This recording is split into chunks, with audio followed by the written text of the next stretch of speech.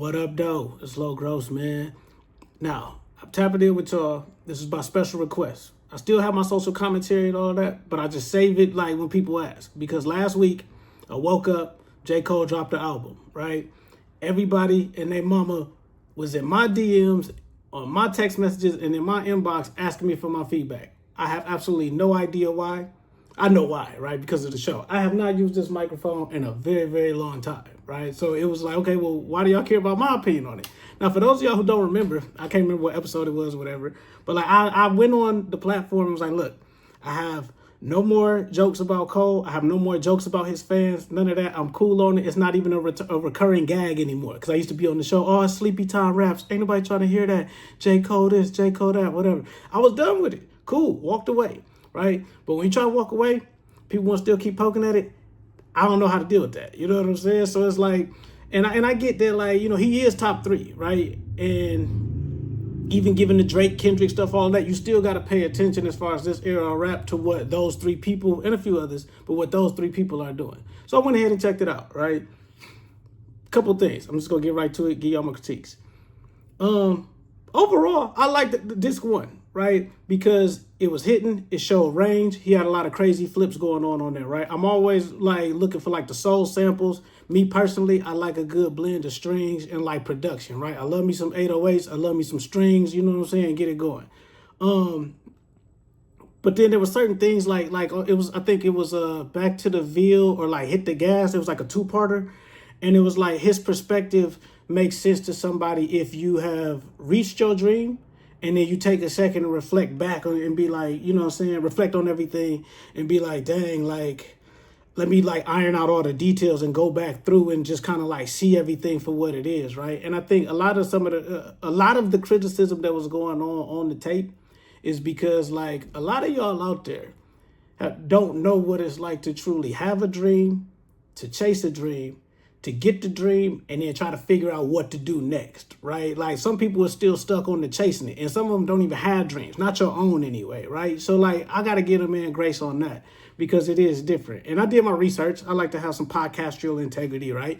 So it's one of those things where it's like, bruh, the disc 1 was from the perspective of him being 29 and going back to his hometown and feeling like the different change of vibes, moving from New York back to Fayetteville. And then disc 2 was like him being 39 and coming back and doing that. 2 completely different vantage points in a 10-year gap. You know what I'm saying? So he covered a lot of ground there.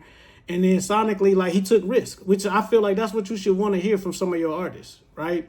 I went on Threads, I think, because I'm trying to, like, you know what I'm saying, utilize that. And I was asking, like, what's the problem? And this is straight up to Cole fans, like, the people who said they didn't like it. What y'all don't like about it? Was this, like, y'all was expecting him to give y'all a G and X, and he gave y'all Mr. Morale and the Big Steppers? And then, you know, of course, the Cole fans, we didn't expect nothing. What did you expect? No, seriously, you don't understand. And I'm like, shut the fuck up, nigga.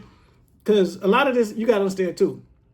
Y'all Cole fans be getting hype on Cole because y'all like the whole hood adjacent thing, right? It's like, oh yeah, we could be, it's like Diet Crunk. You know what I'm saying? Like you could be next to the hard shit without having to like get in it, right? I'm not one of those hood adjacent motherfuckers, so you're not gonna talk to me like that. You understand? Right? So go argue with one of these other niggas. Like I'm articulate and smart and intelligent and all that shit, but I'm not hood adjacent. Belly of the beast shit. Came up out that shit, all of it, man. Do your homework. But I would say in the music wise, him like capturing some of that and then still like staying in his lane is what he has always done. And I'm not even gonna make fun of the dude because like Cole one of the hardest ones because he stood up to Diddy. We all forget about this shit. He actually socked the shit out of Diddy way back in the day and nobody talks about that, right? And I say during the battle, even though you can't tell everybody how good you are and then duck the smoke, right?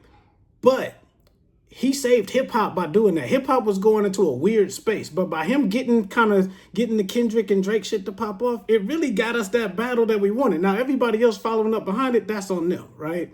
But the perspective that he was rapping from on this album remind me of like Big Sean, Big Crit, and Kendrick and them to a certain extent before the beef, but a lot of our favorite artists that we've watched grow and ascend to the top, you know what I'm saying? Like they haven't, or like they get to the top and it's like, what's next, right? Or like, what do you do after you save the world? Like, you know what I'm saying? So I gotta give him credit on that. Couple things that I thought just, you know what I'm saying, like being objectively. Like, man, the entendres was cold. Some of his bars, like, yeah, you got to go listen to this like 2 or 3 times, man, because he got some slaps on here. Um, and I just feel like, you know, disc one was cool. It had some like thumpers on there. I'm trying to find my list. So Safety, it had a lot of good storytelling on there. I like Poor Thing, Bunch Road Blues, Who the Fuck Is You, Drum and Bass, The Let Out, that was cool. You know what I'm saying? On the second disc, The Village, but that's just because I love Erykah Badu. Like, cause I mean, come on. And then the Quick Stop was actually cool because, you know what I'm saying, there's different perspectives when you're rich that some of us will never know about. Like, I don't know what that shit is like. And that goes back to my hood adjacent thing, right? Like, you have to experience certain things with all 5 of your senses for it to resonate, right? I know we like to be fans and we like to give our takes and opinions, but some shit you can't relate to, and you got to understand that you can't relate to that shit. So it's okay to shut the fuck up, right? It's okay to just be quiet and consume it, right? And I think at this stage in the game, y'all should know enough to stop placing your expectations. Just consume the music for what it is, chew on it for a little bit, and let it, like, you know what I'm saying? Like let it marinate. Like, we still rushing to judge stuff when it first dropped. Like me, I checked it out and I went to check it out again, right? And I was like, okay, this first album, the first disc is solid, man. It's cohesive. And then I was like, all right, let me do the car test on my way to work because I work from home on certain days and stuff. So when I drove into the office, I was bumping and all that. I'm like, okay, this is cool. This is cool. And then I got bored and switched back to Bodie James because I'm not about to do a deep dive on Cole, dog. I don't really, like, I checked it out. It's decent. Like I fuck with it. I don't really hear what the issue is with y'all. Now, disc 2, straight up sleepy time. Outside of The Village with Erykah Badu and, what was that? Quick Stop. No need to listen back through that. Matter of fact, this is what happened when I listened to it the second time.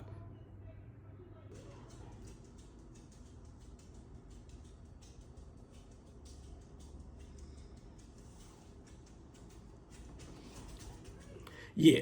Okay. You know what I'm saying? I put back some Bodie James, some Payroll, you know what I'm saying? Larry June, whatever, right? And then Nipsey got a new album coming out. So and that's what I'm telling y'all.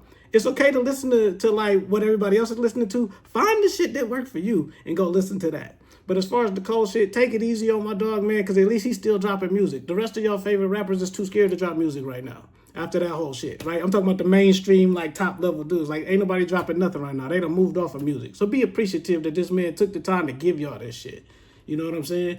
And I had the opportunity to work with a lot of different artists over the years, man, and one thing that I can say, and I always factor this into, like, my critiques of any album, to be able to go to the depths of your soul to pull this material out and then be able to put it together and then be able to make it sound good and then hopefully that it resonates with people takes a lot more than y'all niggas think, man. So, like, you know what I'm saying, give the man credit for that, to in this climate, to still, like, go to the depths of his soul and put this shit together, man. Like give some credit, like where credit is due.